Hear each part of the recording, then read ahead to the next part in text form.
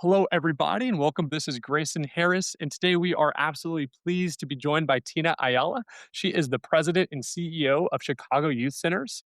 Tina, thank you so much for joining us today. Well, thank you for having me. I'm very excited to meet you and tell the world about Chicago Youth Centers. Of course, and on that note, please share what are you up to out there in Chicago? Every day is different, right? So today is a different day. It's Wednesday here in Chicago. The sun's shining, and we have a center. I'm here on our West Side Center. We actually have 21 sites around the city of Chicago. And today I'm at our West Side location, and we have babies and school age and teens roaming around the building. So it's a basic day for us here at CYC. That's super exciting. And something that really came across in our earlier conversations and the research I've done into your organization is this holistic approach that you have. Can you tell me a little bit more about what that looks like and the role of CYC for the youth of Chicago? I think, Chicago Youth Centers, you hear the word youth, you see the word youth in our agency name. But what we really try to have everybody understand is Chicago Youth Center's mission is to provide high quality early learning and out of school time programs in under resourced communities, but to holistically serve not only the child, but the families and the entire community. So that is our basic approach. We start at 15 months and we go all the way through adulthood. And then now, most recently, we have been working with senior citizens and blending that into our programming. So that holistic approach goes across the age bands, but it also goes across community. It's working with partners, schools, other nonprofits, churches, local institutions. So that's really where we premise our work is in community and Yeah, being holistic. that's amazing. You mentioned these 21 centers that help you enable you to do your mission and be present within the community. I know there's some differences between how some of your centers are structured in terms of some are more partnerships and collaborative with schools, and then some are kind of completely owned and controlled by your organization. Can you tell me a little bit more about what those differences are and how they enable you to really support your community kind of spread all across it? Great. Of course. So we're primarily located on the south and west sides of Chicago. And then we do have a little niche of early learning on the west side in Humboldt Park. So the way our programs look are we have some brick and mortar sites across the city, and those are primarily starting with our early learning. So 15 months till 5. And then the youth transition to our out of school time programs, and then to our teen programs, and parent engagement is built into there. But as a branch of our programs, we also oversee and provide administrative support to partner sites in early learning. So we do have a large number of early learning standalone sites, as well as we have 8 schools that we partner with to provide out of school time programming in Chicago public schools. And then we have another branch of our program. It's called our Educational Support Initiative, where we work and mentor youth that are currently in care. So we do everything from advocating in court, school, home visits, things of that nature. So we have a very robust plethora of programs that we Yeah. have. They may look a little different, maybe the buildings or where they're located, but they're all under the same model. I love that. And for some context, the organization COIC has a really robust history, right? Going back all the way, I think, to 1956. I'd love if you could tell me a little bit more of the perspective of that kind of change over time. But then also, you have a fresh perspective, right? As you kind of stepped into this role around a year and some change ago. So, a bit of a two-part question, but if you could start with a little bit of that history, that would be a lot. Okay, so we have an ongoing joke here. Just so you know, Grayson, I actually have been with the organization for 30 years, not for 70 years since it's been in inception, but actually 30 years. I came to Chicago Youth Centers as a social work intern from Loyola University of Wow. Chicago. And that's a key piece to what we do here at Chicago Youth Centers. We are a place of learning outside of with the youth. We partner with UIC, University of Chicago, various universities to place interns, which I happen to be an intern 30 years ago. And I then transitioned into the direct service management. And here I am almost a year in this role as the president and CEO of Chicago Youth Center. So I do have a bird's eye view, I would say, on what's been going on over a few years, but 70 years, amazing. Yay. We're about to celebrate our 70th anniversary in March. and we couldn't be happier. And over the years, especially like I said, 30 years is a long time, right? That I've been here, we have been rooted in community. That's who we Yeah. are. That's what who will always be and continue to be.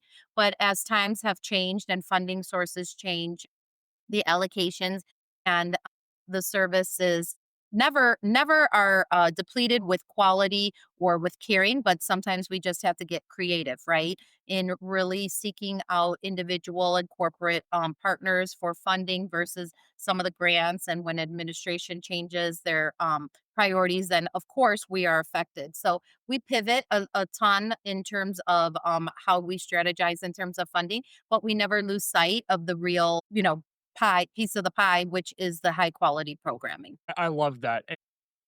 How has the need really changed over time? I think as we look and zoom into this year, we're seeing a bit of an increased demand on social services across the nonprofit sector, and we're also seeing a bit of a constraining in terms of the funding sources that are out there to support this need. Can you tell me a little bit more about strategically how y'all are approaching that in your organization, and are y'all running into some of these challenges as well? So you make a great point. We currently have waiting lists at some of our sites Yeah, just because our facilities don't have the space, the general space to serve all of the youth. And so the need is obviously there, right? Serving 100 youth a day in our school programs, that's amazing. And we yeah, could serve more if we were able to, build our capacity with our teams and such. But some of the pieces we're really focusing are mental health. The youth are experiencing, a lot. There's a lot going on in the world. You and I, as adults, have a hard time navigating. Imagine if you're a little person just trying yeah. to figure some of these things out. So, Chicago Youth Centers is very important in terms of community so that we are a safe, nurturing place for children, but also for their parents, right? Learning how to relate and just have conversations with their children and be the best parent they can be while also navigating challenges they're facing. We have had some shifts in funding, not gonna lie, and we are committed to the populations that we serve. So if something is cut, we partner, right? We partner Yeah. with different entities in community, whether it be mental health services or mentoring services, food banks, community groups such as recreational or health and wellness. So, we all have to come together, that it takes a village. That's totally true in these Yeah. times. And I feel like CYC is often a catalyst or a hub to bring other agencies together in terms of that holistic approach for our youth and families. I love that. And if you could possibly share an example of where this collaboration was able to step in and fill a gap and a need for your community, does one come to mind? Yeah, one comes to mind. So one of the transitions that I have seen taking place over the years is I started in the 90s, and in the 90s the teen population was flowing out of the centers. I mean, we had teens galore, and we had some really robust funding in terms of college and career readiness. So we were able to be those places that really had our youth prepared and ready for college and then going on to college with scholarships. And as the funding decreased, the teen population decreased because they were also partnering with schools to find jobs after schools. Workforce development has been something that Chicago Youth Centers is really looking into. And we have a wonderful program with Urban Male Network, another group in the city that has been able to get some grant funding and build us in. So we have jobs for our teens, and they're able to be still in our sites, as well as we're able to expose other youth in the city and place them here. So that's a perfect example of partnership where maybe we didn't have the same resources, but another partner like Urban Male Network had it. But our youth were able to benefit from it, but then also the visibility and the reach went farther with other youth that weren't in our program. That's incredible. For some context, whenever you're communicating that partnership and that value add with your partner, what was that conversation like, and how is it benefiting their organization as well? Right. So it's benefiting their organization, of course, because they have reach, right? We have youth. Yeah, We're spilling with youth. And at times when you're a startup or you're a new partner, it's hard to recruit the youth. But so partnering with someone like Chicago Youth Centers makes perfect sense because we have the youth on hand. I absolutely love that, and I think that's so key whenever we're dealing with challenges across the sector, right? It's creative strategic thinking and putting your head down as a community to look and see, okay, this still has to be met, right? We still need to have workforce development for our teens and youth.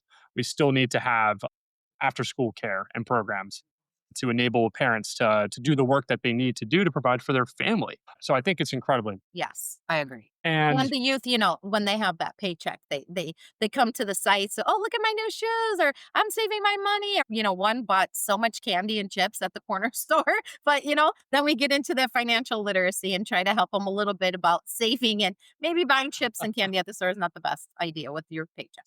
that's incredible, and that speaks to this holistic approach that you mentioned, right? You have this really narrow mission of supporting the youth of Chicago, but in order to do that, there's all these other pieces of that equation that go into it.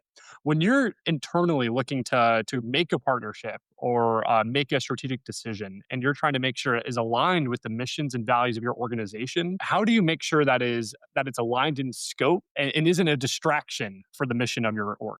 Sure. Great question. Well, one of the things I'd like to preface is Chicago Youth Centers is a closed enrollment program. So we look for the continuum of care when we're looking to provide programming. So starting with the babies at 15 months and that continuum of care across all the age bands into college. And then hopefully after college, they come back. Maybe they work for us, they join our, advisory boards, things of that nature. But we are very transparent when working with partners that this is home away from home. This isn't a plug and chug. This is really going deeper and really facilitating honest and respectful spaces for our youth and our families. And so just looking for organizations that are like-minded and have those same values is where Chicago Youth Center lands. And then having people know you're going to have a relationship with the same youth over and over because right, it's very important to track the progress and Mm. see the impact and have those stories, but not, for data wise or funder wise, we know they ask, but the real mission for CYC is us personally seeing that child come back as an adult and say, hey, I recently was at Jiffy Lube and the guy there is like, are you Miss Tina? And I was like, actually, I am. He's like, he told his coworkers, she taught me to speak English when I came from Mexico when I was only 8 years old. And he's a grown man. And I was like, wow, what is the chance? I'm in Jiffy Yeah, Lube and that story comes, but that's what happens around the city of Chicago. Myself, my mm, colleagues, CYC members see, I still call them kids. The kids in the places and they're like, "You did this for me. You were my preschool teacher. You." And it's amazing and that's what makes us so proud of the work we do. it's incredible. As you look to internal projects and programs, is it also that same criteria where if it is enabling this continuum of care for your youth, that's kind of the yes or no criteria? Pretty much. I mean, pretty much see that safe space, whether it be physical, mental, that whole well-being piece is really where we strive. And then just being inclusive, right? Right. Our programs are inclusive to anyone that is coming in and, looking for resources. We're there to help. That's amazing. And on this note of continuum of care, I'd love if you can speak a little bit to the education support initiative that y'all have going on and this collaboration that you'll have with the Department of Children and Family Services. Can you tell me a little bit more about that? Sure, I can actually share a real fun story. So, there's a youth that started in our program. He was around 9 years old and he was placed in a family with an older woman. And she was like, I'm not sure, how long I'll be able to do this just because, this is a lot. But he went through our program and he was mischievous. He liked to bounce and jump and run all over. And now he is in his second year of college and she adopted him and he is Uh, working in our sites in the summer through the workforce development program. So that continuum of care, that example is a perfect example to show if you really are invested and you're creating a partnership, right? A partnership with us as CYC and the families and that trust, it can go anywhere, right? And so yeah. I'm just proud to always share that story. And a fun fact about that foster parent was she said, I'm tired after him. And little be known, she has two other children that she ended up partnering with us and she adopted them as well. So three beautiful boys that she was able to, start within this program and now they're a happy family together. That is incredible. I really appreciate you sharing that context. For our nonprofit audience that's tuning in and they're looking to, increase their impact on their local community as well, either through these collaborations and partnerships or through these internal programs that they have. what would be a piece of advice that you'd share with them, especially with all the challenges that the overall sector is kind of facing today? Think some advice that I would give to other nonprofits are take value in your team members. This is hard work. This work affects the teams that show up every day. And so here at Chicago Youth Centers, we work closely with our board members to really provide a culture, an organizational culture where people have pride in the work they do and they want to come.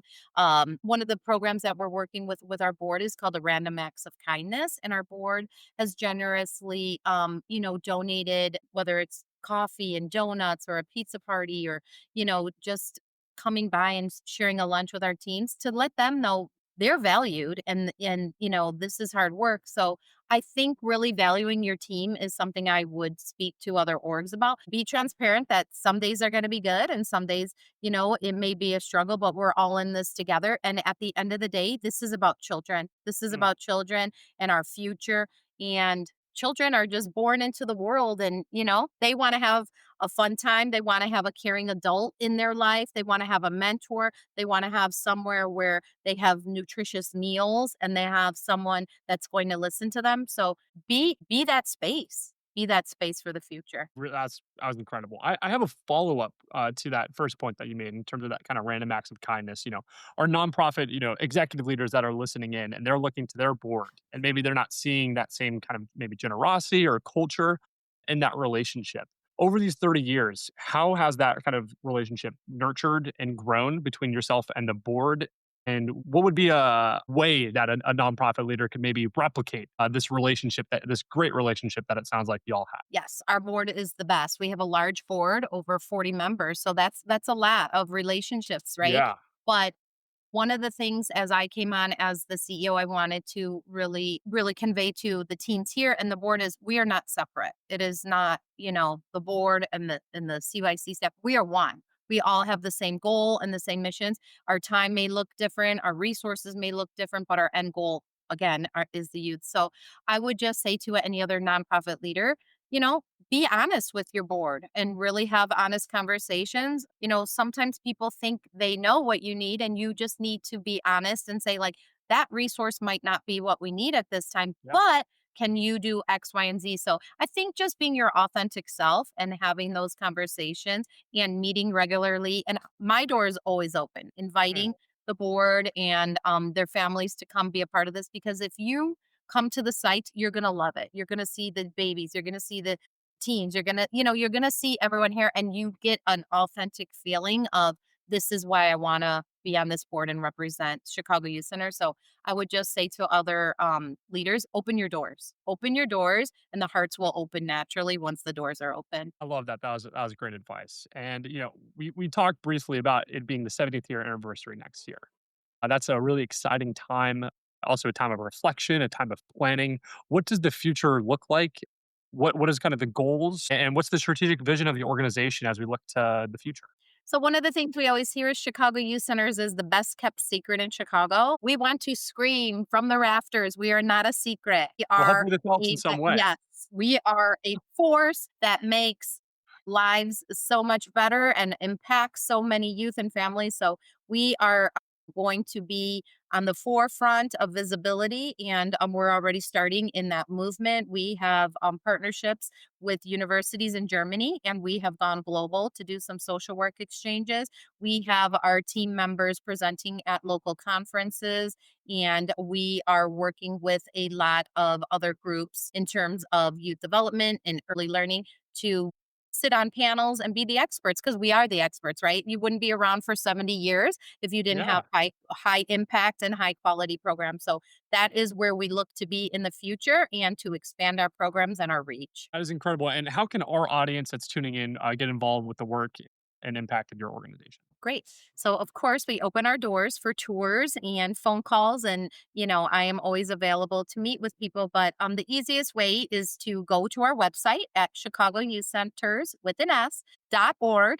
And there's everything from volunteering to careers. We're hiring as well as, to donate. We really Mm. need to find some supporters to continue doing this great work. And everything you would need in any capacity where you would get involved is there.